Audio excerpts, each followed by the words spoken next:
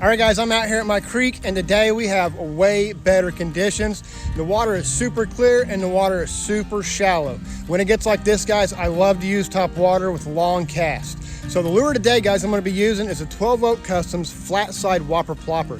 Now I've been using this lure a lot here this year, but I'm going to show you guys why this lure is so much more unique than your normal everyday Whopper Plopper. So first, if you look, you notice that it's nice and tall, just like a normal Whopper Plopper, but when you turn it and you look, it's actually flat on both sides.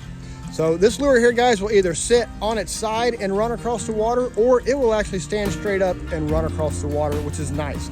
This thing has a very, very hard time rotating, flipping around, you know, like a Whopper Plopper will do. This thing almost always runs true. Secondly guys, one of the things I love about it the most is the weight. Okay, I use a medium power rod, so my lure weight, like maximum, is a ½ ounce. I also make like extremely hard casts because I like to make long casts. So when I do that, I really put the rod under some strain. So I need lures that are not going to be so heavy that when I cast hard like that, it's going to bust my rod in half, because that does happen, especially with your fiberglass rods. So this thing here is less than a ½ ounce, but it's also a 90 Whopper Plopper size, which is like a ½ ounce bait, maybe a little bit more.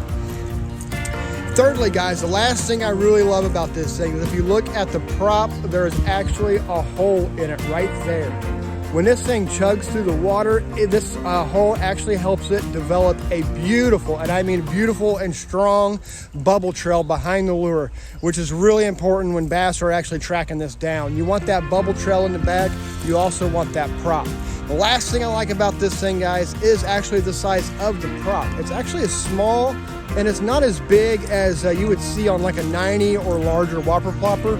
So this thing isn't really loud, okay? It makes a great bubble trail, and it's kind of got the chug of a 60 without the small 60 lure size. So you've got bulk, you've got a hole for a great bubble trail, you've got a beautiful custom paint job, and you've also got a great lure. All right, guys, let's get this thing in the water and let's give it a try.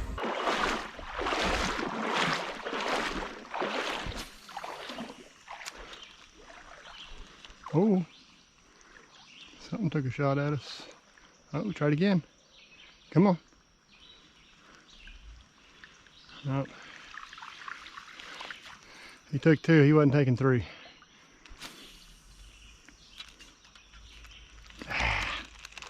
That was almost a perfect cast if I could have landed it on that log, right in front of that rock.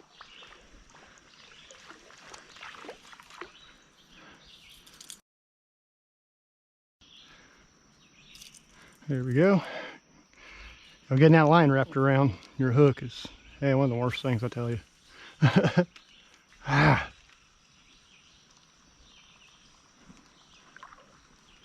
Stuff like that sucks too. That's how you burn a hole. Just bad errant cast back and forth like that.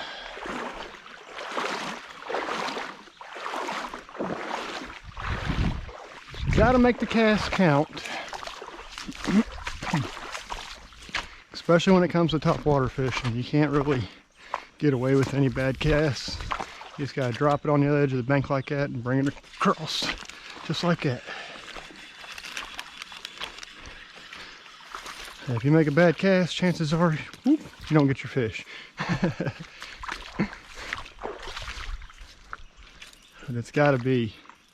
You got to make those casts precise. Nothing can go wrong with top water, because I mean, you seen that one fish, he took 2 shots and then he was done. Just make your casts, throw your lure out there. This dude's got attitude. He ain't very big, but he has got some attitude. Easy, buddy.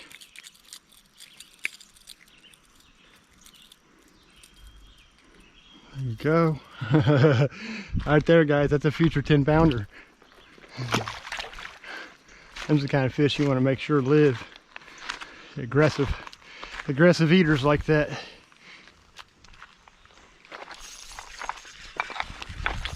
There we go. Stay back here so we don't spook the hole. Another aggressive little guy. He's not even pulling no drag.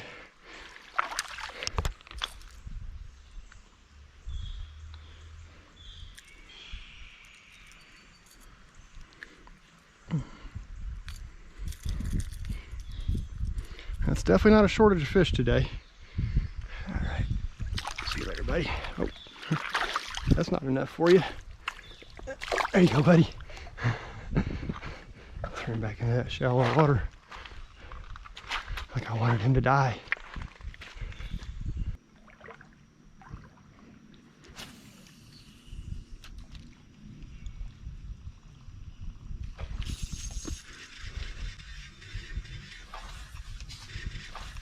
Oh, that was a good one.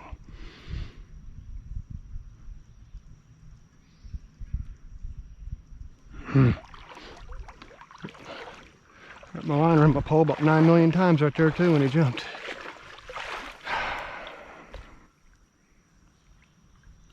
Tied some kind of a loop. God dang it.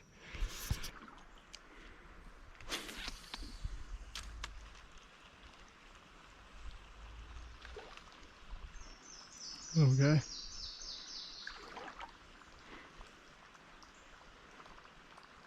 Oh, he's not too little. Got him. He followed it all the way up.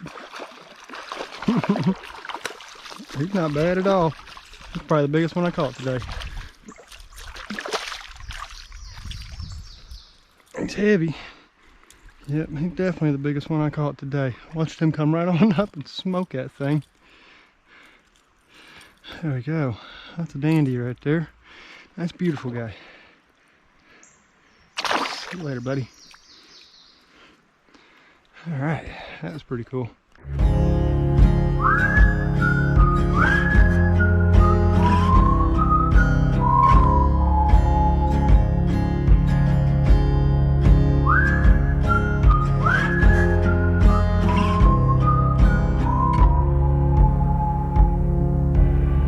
If we lived forever, we wouldn't be always. And now it's over. I'm so glad it was you.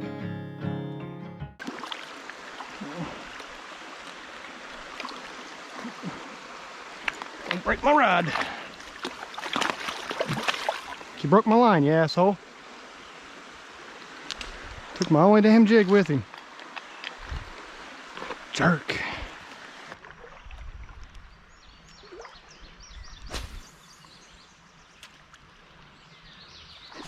There we go. That's the one we've been looking for. Please don't come off. He's coming right at me. He is coming right at me. Nope, just another little guy. Man, he hit that like he meant business.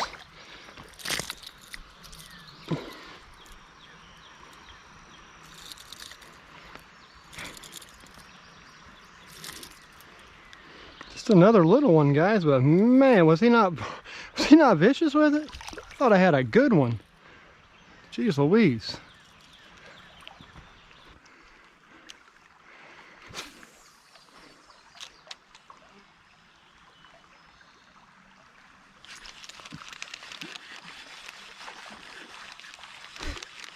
That's a little guy. Not even a bass. No way! No way! No way! No way! No way! Oh my God, I just caught my first northern.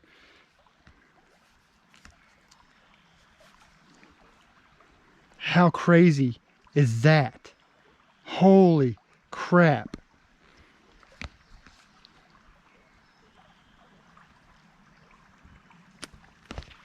There we go. See you later, bro. I just caught a northern pike. It's either a northern pike or a muskie. That's wild. What the hell are those doing here? Well, guys, tell me that wasn't crazy. All right, no big fish today, but I got my first chain pickerel. I'm pretty sure that's what it is. I looked at the pictures a little closer, And I'm not thinking muskie anymore. I'm thinking possibly chain pickerel. I'll put a picture up here. You guys take a look at it. Tell me what it is, because I have never caught either. So whatever it is definitely a first for me. I cannot believe that there was one, like an infant one, you know, that dude was young in my creek. And never in all my years have I ever seen a chain pickerel, muskie, anything like that in these waters. We're too far south. There's no real deep places around that's gonna house them. I don't even think they're in this end of our part of the White River. I was like, this is just blowing my mind.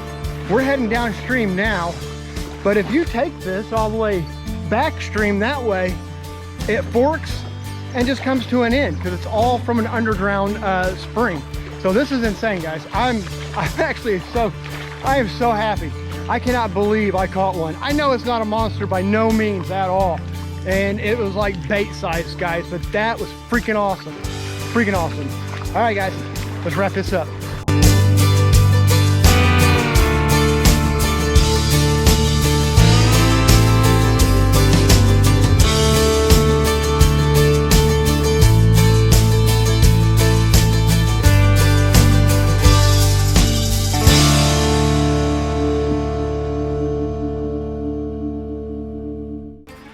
Okay, guys, first one, switch it up to the bubble crank and we got us one.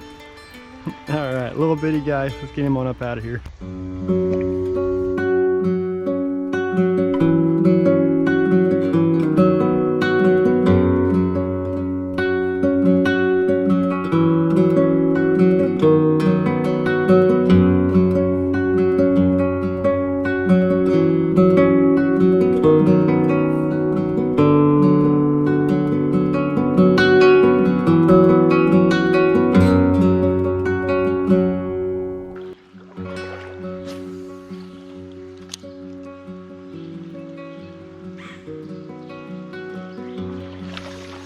There we go.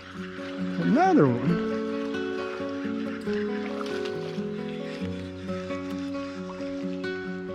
Another one with him.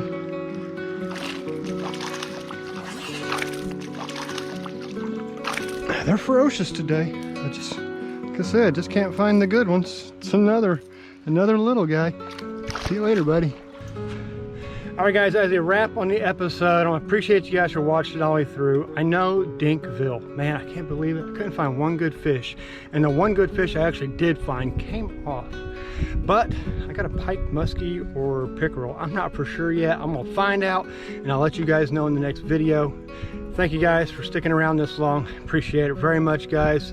Thank you again, guys, for the support. I greatly appreciate it, guys. I really do. Thank you. See you on the next one.